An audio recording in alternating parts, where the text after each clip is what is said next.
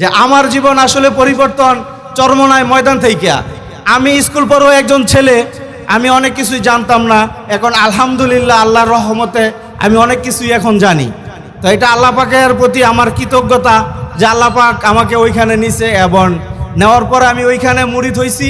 হওয়ার পর আলহামদুলিল্লাহ আমার পরিবেশ আলহামদুলিল্লাহ ইসলামিক লাইনে চলে গেছে।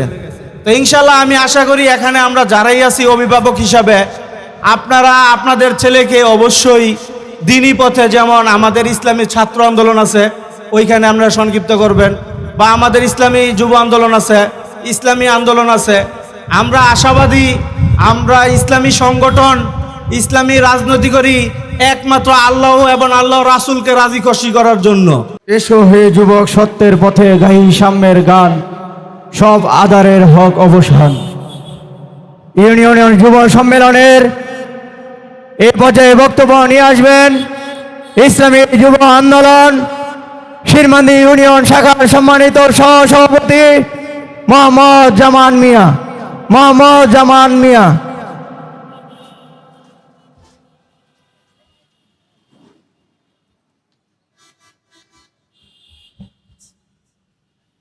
আসসালামু আলাইকুম ওয়া রাহমাতুল্লাহি ওয়া বারাকাতুহু।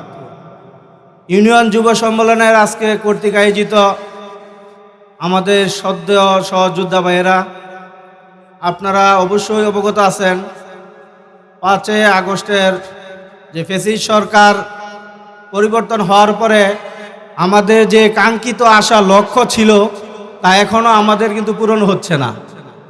আমরা আশাবাদী যে আমরা চাই এই বাংলাদেশে একটা ইসলামিক রাষ্ট্র হুকুমত কায়েম হোক। কি ভাই, আপনারা চান কি না? তাহলে এর জন্য আমাদের কি করতে হবে? আজকে দেখেন আমরা এখানে বেশিরভাগ যুবকরাই কিন্তু আমরা মাদ্রাসা পড়ুয়া না, কিন্তু আমরা কলেজ স্কুল পড়ুয়া ছেলে। কিন্তু আলহামদুলিল্লাহ আমাদের যে লেবাস দেখে মনে হবে যে আমরা একজন মাদ্রাসার ছাত্র। তা আসলে এখানে আমার যুবক ভাই যারাই আছি বেশিরভাগ আলহামদুলিল্লাহ আমরা চরমনাই ময়দানের থেকে অনেকেই তার জীবন পরিবর্তন হয়েছে। যেমন আমার কথা বললে আমি বলি যে আমার জীবন আসলে পরিবর্তন চরমনাই ময়দান থেকে।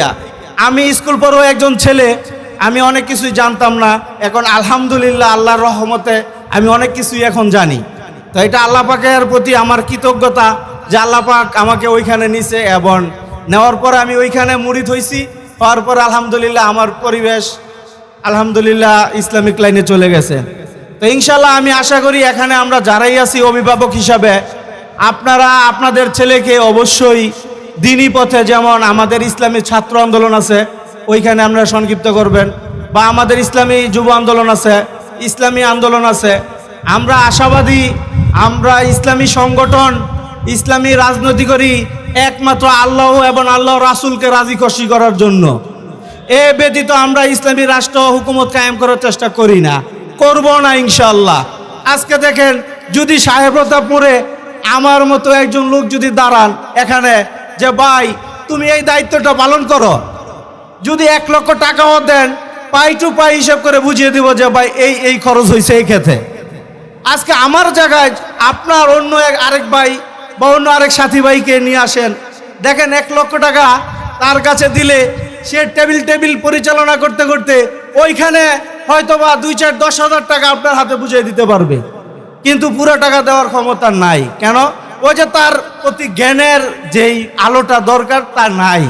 তা আলহামদুলিল্লাহ আমরা আশাবাদী যে আমাদের ডাকে ইনশাল্লাহ অনেকে সাড়া দিচ্ছে, অনেকের ছেলেকে ইসলামী ছাত্র আন্দোলনে যোগদান করাচ্ছে এবং ইসলামী যুব আন্দোলনে যোগদান করাচ্ছে। আলহামদুলিল্লাহ আমাদের শুক্রবারে এখানে সাপ্তাহিক হালকা, যেমন সাহেবপ্রতাপ বড় মসজিদে হয়, এখানে সবাই উপস্থিত হয়।